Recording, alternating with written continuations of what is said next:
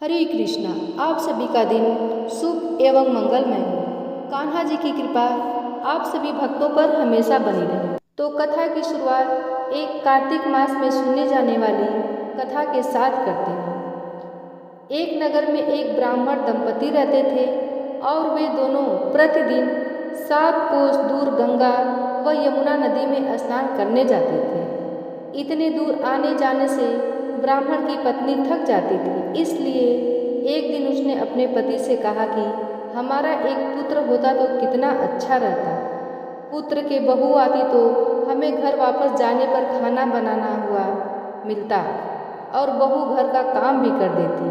अपनी पत्नी की बात सुनकर ब्राह्मण ने कहा कि तू सही कह रही है, चल मैं तेरे लिए एक बहू ला ही देता हूँ। ब्राह्मण ने कहा कि एक पोटली में आटा डालकर कुछ मोहरे रख दे। ब्राह्मण के कहे अनुसार उसने पोटली बांधकर दे दी। पोटली लेकर ब्राह्मण चला गया। ब्राह्मण को सफर के दौरान यमुना के किनारे बहुत ही सुंदर लड़कियां दिखाई दी। वे रेत में घर बनाकर खेल रही थी। उनमें से एक लड़की ने कहा कि मैं अपना घर नहीं बिगाड़ूंगी, मुझे तो रहने के लिए ये घर चाहिए। लड़की की बात सुनकर ब्राह्मण मन ही मन सोचने लगा कि बहू बनाने के लिए यही लड़की उचित है। जब वह लड़की जाने लगी तो ब्राह्मण भी उसके पीछे पीछे उसके घर तक पहुंच गया और वहां जाकर ब्राह्मण ने उस लड़की से कहा, बेटी, कार्तिक मास चल रहा है, इसलिए मैं किसी के घर खाना नहीं खाता। मैं अपने साथ आटा लेकर आया हूँ। तुम अपनी माता से पूछो कि क्या वह मेरे लिए 2 रोटी बना देंगी। यदि वह मेरा आटा छान कर रोटी बनाएंगी तो मैं रोटी खाऊंगा। लड़की ने जाकर माँ को ये सारी बात बताई। माँ ने कहा, ठीक है, जाओ ब्राह्मण से कह दो कि वह अपना आटा दे दे, मैं रोटी बना दूंगी। जब वह आटा छानने लगी तो आटे में से मोहरे निकली और वह सोचने लगी कि जिसके आटे में इतने मोहरे हैं उसके घर में कितनी मोहरे होंगी। जब ब्राह्मण खाना खाने बैठा तो लड़की की माँ ने उस ब्राह्मण से पूछा, क्या आपका कोई लड़का है और क्या आप उस लड़के की सगाई करने जा रहे हैं। यह सुनकर ब्राह्मण ने कहा कि मेरा लड़का तो काशी में पढ़ने के लिए गया हुआ है, लेकिन यदि तुम कहो तो खार कटोरे से विवाह करके तुम्हारी बेटी को अपने साथ ले जाऊं। लड़की की माँ ने कहा, ठीक है। इस पर लड़की की माँ ने लड़की की खाड़ कटोरे से शादी करके उसे ब्राह्मण के साथ भेज दिया। ब्राह्मण ने घर आकर कहा, रामू की माँ, दरवाजा खोल कर देख, मैं तेरे लिए बहू लेकर लाया हूँ। ब्राह्मण की पत्नी भीतर से ही बोली, हमारे तो कोई बेटा नहीं है तो बहू कहाँ से लाए। दुनिया ताने मारती थी, अब आप भी मारने लगे। ब्राह्मण ने कहा, तू दरवाजा खोल कर तो देख। जब ब्राह्मण की पत्नी ने दरवाजा खोला तो देखा कि सामने बहू खड़ी है। उसने बहू का स्वागत किया और आदर सत्कार से अंदर ले गई। अब जब ब्राह्मण पत्नी के साथ स्नान करने जाता तो पीछे से बहू घर का सारा काम करके और खाना बनाकर रखती थी। वह उनके कपड़े धोती और रात को हाथ पैर भी दबाती थी। इस तरह बहुत दिन बीत गए। ब्राह्मणी ने अपनी बहू से कहा कि बहू, कभी भी चूल्हे की आग मत बुझने देना और मटके का पानी खत्म मत होने देना। परंतु एक दिन चूल्हे की आग बुझ गई। यह देखकर बहू घबरा गई और भागी भागी अपनी पड़ोसन के पास गई और कहा कि मेरे चूल्हे की आग बुझ गई है, मुझे थोड़ी आग चाहिए। मेरे सास ससुर सुबह स्नान करने गए हुए हैं, वह थके हुए घर आएंगे, इसलिए मुझे उनके लिए खाना बनाना है।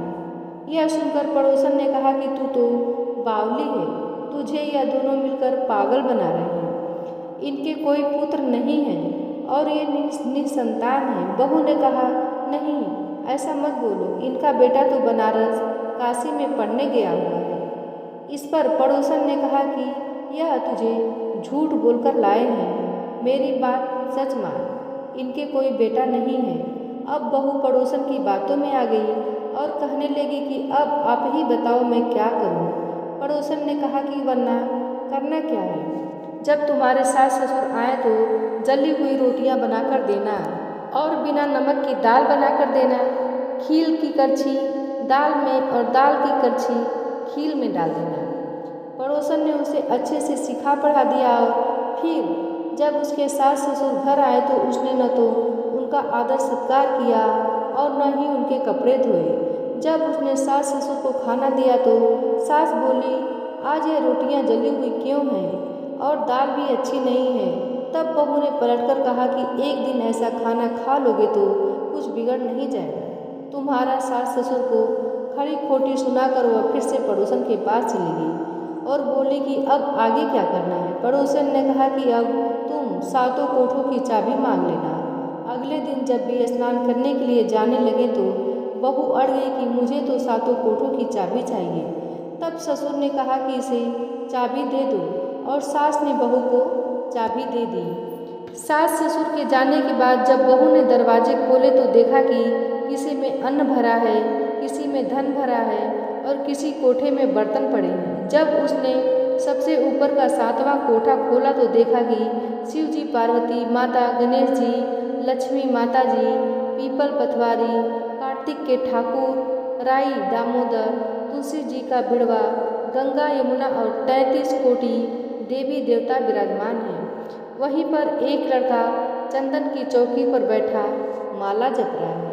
यह सब देखकर उसने लड़के से पूछा कि तुम कौन हो। तब लड़का बोला कि मैं तेरा पति हूँ, अभी दरवाज़ा बंद कर दे, जब मेरे माता पिता आएंगे तब दरवाज़ा खोलना। यह सब देखकर बहुत खुश हुई बहू और 16 श्रृंगार करके सुंदर वस्त्र पहनकर अपने सास ससुर का इंतजार करने लगी। उसने अपने सास ससुर के लिए अच्छे अच्छे पकवान बनाए। जब उसके सास ससुर घर पर आए तो उसने उनका आदर सत्कार किया और प्रेम पूर्वक खाना खिलाया और हाथ पैर दबाने लगी। पैर दबाते दबाते बहू ने कहा कि माँ, आप इतनी दूर गंगा यमुना स्नान करने के लिए जाती हो तो आप थक जाती होंगी, इसलिए आप घर पर ही स्नान क्यों नहीं करती हो। यह सुनकर सास कहने लगी कि बेटी, गंगा यमुना घर पर तो नहीं बहती हैं। तब उसने कहा कि हाँ माँ जी, बहती हैं, चलो मैं आपको दिखाती हूँ। जब बहू ने 7वां कोठा खोल कर दिखाया तो उसमें शिव जी, पार्वती जी, गणेश जी, लक्ष्मी जी, पीपल पथवारी, कार्तिक के ठाकुर, राई दामोदर, तुलसी जी का बिड़वा, गंगा यमुना बह रही थी और 33 कोटि देवी देवता विराजमान हैं। वहीं चौकी पर बैठा एक लड़का माला जप रहा है। माँ ने उसे देखकर कहा कि बेटा, तू कौन है। लड़का बोला, माँ, मैं तेरा बेटा हूँ। तब ब्राह्मणी ने पूछा कि तू कहाँ से आया। लड़के ने जवाब दिया कि मुझे कार्तिकेय जी ने भेजा है। माँ ने कहा, बेटा, यह संसार कैसे मानेगा कि तू मेरा बेटा है। माँ ने कुछ विद्वान पंडितों से मदद मांगी। पंडितों ने कहा, इस बार बहू बेटा खड़े हो जाए और उस पर माँ खड़ी हो जाए। माँ ने चमड़े की अंगियाँ पहनी हो और छाती में से दूध की धार निकलकर बेटे की दाढ़ी मूछ भीगे और पवन पानी से गठजोड़ा बंधे, तब मानेंगे कि यह माँ का ही बेटा है। उसने ऐसा ही किया। चमड़े की अंगियाँ फट गई और छाती में से दूध की धार निकलकर बेटे की दाढ़ी मूछ भीग गई। पवन पानी से बहू बेटे का गठजोड़ बन गया। यह सब देखकर ब्राह्मण और उसकी पत्नी की खुशी का ठिकाना ना रहा। जैसे ब्राह्मण और ब्राह्मणी को बहू बेटा दिया, वैसे सबको देना। कहते हैं कि इस कथा को पढ़ने से मनुष्य की सभी मनोकामनाएं पूर्ण हो जाती हैं। कार्तिक मास महात्म्य का 11वां अध्याय। नारद जी बोले, इंद्रादिक सब देवता फिर दैत्यों को अपनी ओर आते हुए देखकर भय से कंपित हो विष्णु की स्तुति करने लगे।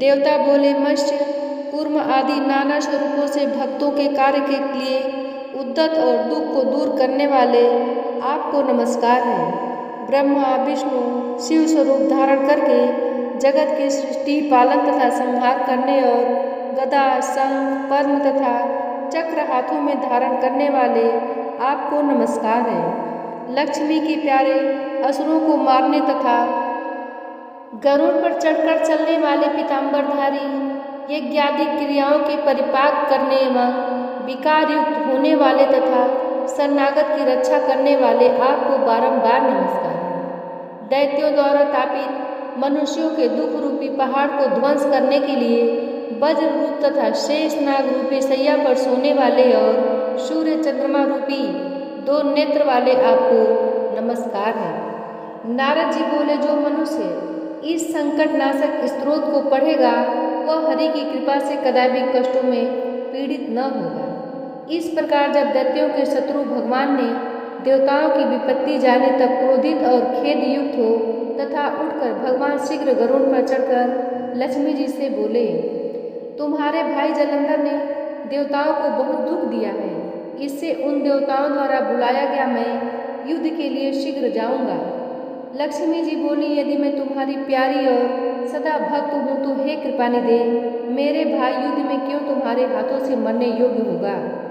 श्री भगवान बोले, रुद्र के अंश से उत्पन्न होने और ब्रह्मा के वरदान द्वारा तुम्हारी प्रीति से यह जलंधर मेरे मारने योग्य नहीं है। नारद जी बोले, ऐसा कहकर गरुड़ पर चढ़े शंख, चक्र, गदा और नंदक खड्ग को धारण किए भगवान जहाँ देवता स्तुति कर रहे थे वहाँ शीघ्र पहुँचे। इसके अनंतर अरुण के अनुज गरुड़ के प्रचंड पंख के पवन से पीड़ित और बादल से उड़ाए गए दैत्य आकाश में मेघों के समान उड़ने वाले, उसके बाद जलंधर दैत्यों को पवन से पीड़ित देख क्रोध से आकाश में उछलकर विष्णु के समीप गया और बाणों से आकाश को अवकाश रहित अर्थात बाण पूरित करते हुए भगवान तथा दैत्यों में बड़ा युद्ध हुआ। विष्णु जी ने अपने बाणों से दैत्य के छत्र, धनुष और घोड़े काट दिए और उसके हृदय में एक बाण मारा। तदंतर वह दैत्य गदा हाथ में ले अति शीघ्र उछलकर गरुड़ के मस्तक में मार के उनको पृथ्वी में गिरा दिया। विष्णु जी ने हंसकर उनकी गदा को खड्ग से काट डाला। तब उसने विष्णु जी के हृदय में एक प्रबल घूसा मारा। पश्चात वे दोनों बलि बाहु युद्ध और मल्ल युद्ध करने लगे। वे बाहुओं से, घूसों से और घुटनों से पृथ्वी को शब्दायमान करते हुए युद्ध करने लगे। वे दोनों बहुत देर तक सुंदर युद्ध किए। तब प्रतापवान विष्णु जी मेघ के समान गंभीर वाणी में दैत्यराज से बोले, हे दैत्येंद्र, तू वर मांग, मैं तेरे पराक्रम से प्रसन्न हूँ। नहीं देने योग्य भी यदि तेरे मन में कोई इच्छा होगी तो उसको मैं तुझे दूंगा। जलंधर बोला, हे भगनीपति, यदि आप प्रसन्न हैं तो मुझे एक वर दीजिए। वह यह है कि अब से आप मेरी बहन अर्थात लक्ष्मी जी और अपने गणों समेत मेरे घर में वास करें। नारद जी बोले, तथास्तु। ऐसा कहकर भगवान सब देवताओं और लक्ष्मी सहित जलंधर के नगर को गए। महाबाहु जलंधर देवताओं के अधिकारों पर दैत्यों को स्थापित कर फिर पृथ्वी में चला आया। देवता, गंधर्व और सिद्ध, इन सब के पास जो कुछ रत्न अर्थात सर्वोत्तम वस्तुएं थी उनको अपने वश में करके सागर नंदन जलंधर राजा बन गया। देवता, गंधर्व और सिद्ध आदिकों को और सर्प, राक्षस तथा मनुष्यों को वह अपने पुर का नगर निवासी बनाकर तीनों लोकों का राज करने लगा। इस प्रकार जलंधर देवताओं को अपने वश में करके प्रजा का धर्म से निज पुत्र के समान पालन करता था। जलंधर के धर्म राज्य करने के समय न कोई रोगी, न कोई दुखी, न कोई दुर्बल और न दरिद्र ही दिखाई देता था। अर्थात उस राज्य में सब प्रजा आनंद से समय को व्यतीत करती थी। नारद मुनि कहते हैं कि उस दानवेंद्र के धर्म राज्य में समय उसकी राजलक्ष्मी को देखने और विष्णु की सेवा करने को मैं वहाँ एक बार गया था। इस प्रकार 11वां अध्याय समाप्त हुआ। 12वां अध्याय। नारद जी बोले, उस भुवनेश्वर राजा ने मेरी विधि पूर्वक पूजा करके हंसते हुए कहा कि हे ब्राह्मण, आपका कहाँ से आगमन हुआ है? हे प्रभु, आपने कहीं कुछ देखा है जिसके लिए यहाँ आए हैं? हे मुनीश्वर, मुझे आज्ञा दीजिए। नारद जी बोले कि हे दैत्येंद्र, मैं अपनी इच्छा से कैलाश पर्वत पर गया था। वहाँ मैंने पार्वती सहित बैठे हुए शंकर जी को देखा। कैलाश 10,000 योजन चौड़ा है और कल्प वृक्षों का उसमें बड़ा वन है और वह सैकड़ों कामधेनुओं से भरा हुआ है, चिंतामणियों से प्रकाशमान हो रहा है। उस बड़े आश्चर्य को देखकर मेरे मन में बड़ा वितर्क हुआ कि त्रिलोकी में कहीं ऐसी समृद्धि है कि नहीं। हे दैत्येंद्र, मैंने आपकी भी संपत्ति का स्मरण किया और उसे देखने की इच्छा से यहाँ आपके समीप आया। सब कुछ होते हुए भी स्त्री रत्न से रहित तुम्हारी इस समृद्धि को देखकर मैं सोचता हूँ कि शिव जी के समान त्रिलोकी में कोई समृद्धिशाली नहीं है। यद्यपि अप्सराएं और नाग कन्याएं आदि तुम्हारे घर में स्थित है, फिर भी वे पार्वती के समान नहीं है। उसके सौंदर्य समुद्र में डूबे हुए ब्रह्मा ने अपना वीर्य छोड़ दिया था, तब उसके साथ किस स्त्री की उपमा दी जाए। तपस्वी शिव जी भी एक समय मछली का रूप धारण करने वाली पार्वती द्वारा अपनी लीला से सौंदर्य रूपी वन में घुमाए गए थे। सृष्टि के समय अर्थात पार्वती की उत्पत्ति के समय ब्रह्मा ने भी जिसके रूप को बार बार देखकर अप्सराओं को उत्पन्न किया, परंतु उनके सामने एक भी न हुई। अतः स्त्री रत्न को भोगने वाले उन शिव जी की समृद्धि सर्वश्रेष्ठ है। हे दैत्येंद्र, सब रत्नों के स्वामी होते हुए भी तुम्हारी प्रसिद्धि वैसी अर्थात शिव जी की सी नहीं है। ऐसा कहकर और उससे पूछकर जब मैं वहाँ से चला आया, तब वह दैत्यों का राजा पार्वती के रूप को श्रवण कर काम ज्वर से पीड़ित हो गया। इसके उपरांत उसने विष्णु की माया से मोहित होकर शिव जी के पास सिंगिका के पुत्र राहु को दूत बनाकर भेजा। राहु श्वेत वर्ण चंद्रमा के तेज को अपने शरीर की कालिमा से कृष्ण पक्ष के चंद्रमा के समान करता हुआ कैलाश को गया। नंदी द्वारा शिव जी से निवेदन किए जाने पर राहु शिव जी के समीप गया और शिव जी की भाव के संकेत से प्रेरित होने पर यह वचन बोला। राहु ने कहा कि हे वृषध्वज, देवता और सर्पों द्वारा सेवन योग्य तीनों लोकों के स्वामी और सब रत्नों के ईश्वर जलंधर की आज्ञा को सुनो। श्मशान के वासी तथा सदा हड्डियों के भार उठाने वाले और दिगंबर अर्थात नंगे जो तुम हो, ऐसे तुमको हेमवती अर्थात हिमाचल की पुत्री स्त्री नहीं प्राप्त होनी चाहिए। मैं रत्नों का स्वामी हूँ और वह स्त्री अर्थात पार्वती स्त्रियों में रत्न है, अतएव वह मेरे ही योग्य है। भीख मांग के खाने वाले तुम्हारे योग्य नहीं है। नारद जी बोले, राहु यह कह ही रहा था, उसी समय शिव जी की भवों के मध्य से भयानक वज्र की शब्द के समान शब्द वाला एक पुरुष प्रकट हुआ। सिंह के समान उसका मुख था और चलायमान जीभ थी और ज्वाला सहित नेत्र थे और ऊपर को उठे हुए केश थे और सूखा शरीर था। ऐसा वह पुरुष दूसरे नृसिंह के समान लज्जित होता था। अपने को खाने के लिए आते देख अति वेग से भागता हुआ राहु उस पुरुष द्वारा बाहर पकड़ लिया गया। वह उसे पकड़कर जब खाने लगा तब रुद्र भगवान ने उसे रोक दिया और कहा, दूध पराये अधीन रहता है, अतएव वह मारने योग्य नहीं होता, इसे छोड़ दो। इस वचन को सुनकर उसने राहु को आकाश में छोड़ दिया। राहु को छोड़कर उस पुरुष ने शिव जी से प्रार्थना की।